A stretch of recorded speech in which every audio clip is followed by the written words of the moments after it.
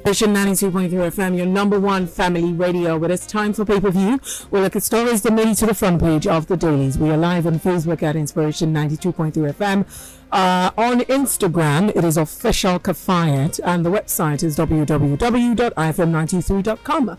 Jacob Gilbert, good morning. Morning, Kafayat. Ogazu, I think congratulations are in order. Congrats to who? Congrats to you. To all of us. Compared to your expectation, I think they exceeded it.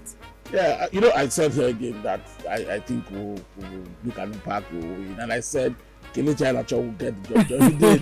He did. But beyond that, I thought that, and all Nigerians will agree that. Yes. We play some very good football. And, when you put that in context against what we're seeing under the former manager, you'll be surprised at how much change in the very short period, less than a month, and see what Augusto Guavon has done.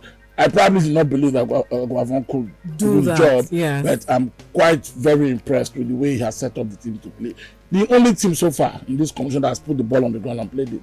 The rest are African football, long kick, follow, no pattern, but there was a plan. You could see, and the plan was executed. Of course, we missed many chances, would have scored more. They really put the Egyptians to the sword. But to win is your first match like this, get all 3 points, and why break a record? Because Egypt has never lost, in the group stages of the Nations Cup in a very, very long time. Yes. I think it's a good way to start. And clearly, when the other sides in the group played the draw yesterday, Super Eagles on their way to qualify for the next one. So it was a beautiful day.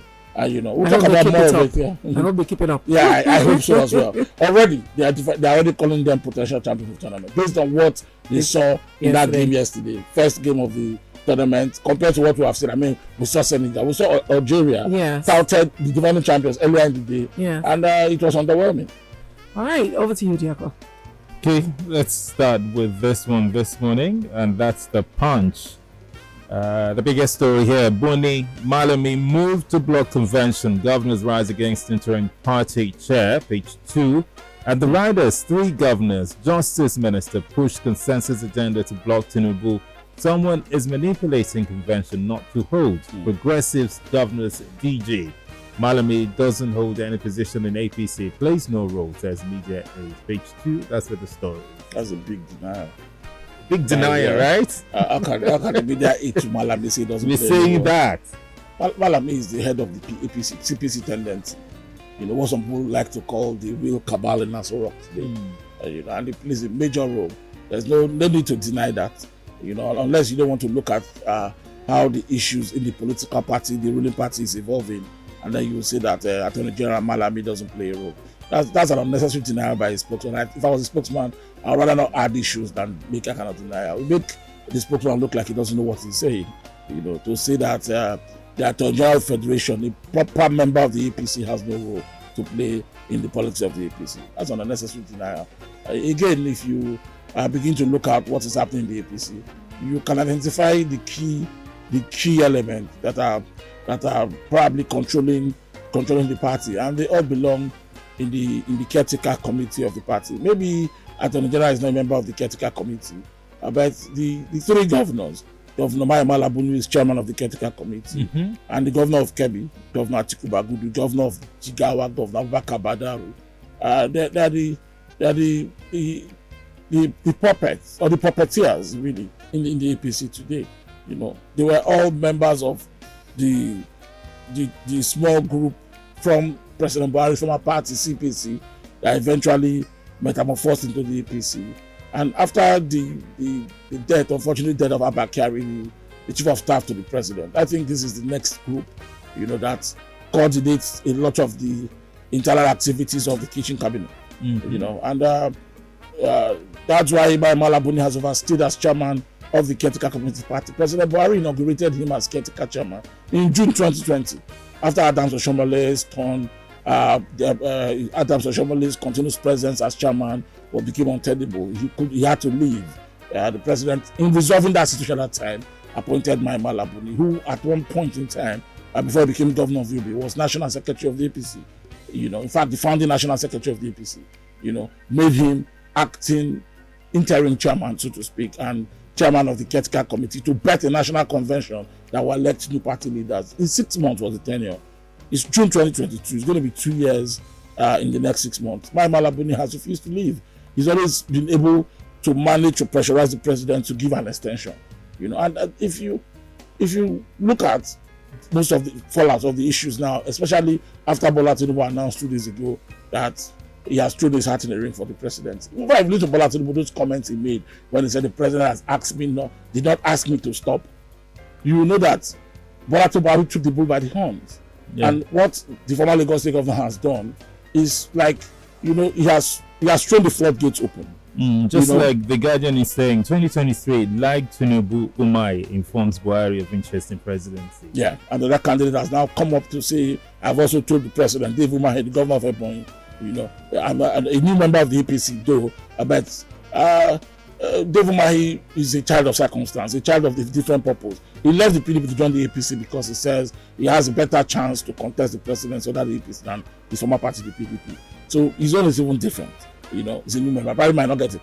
But again, Ojus Okalo, chief whip of the Senate, also said yesterday that if the party decides to zone it to the south, he's going to run. And if they leave it open, he will run. If they decide to zone it to the south, he will run.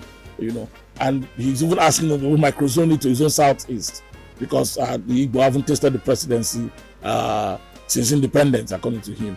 And this is their best chance, and there's no one more qualified than him. But Jacob, if you turn to the crisis in the APC, you can put finger points that there's a delay darling, there's unnecessary delays, delay tactics to not hold the convention.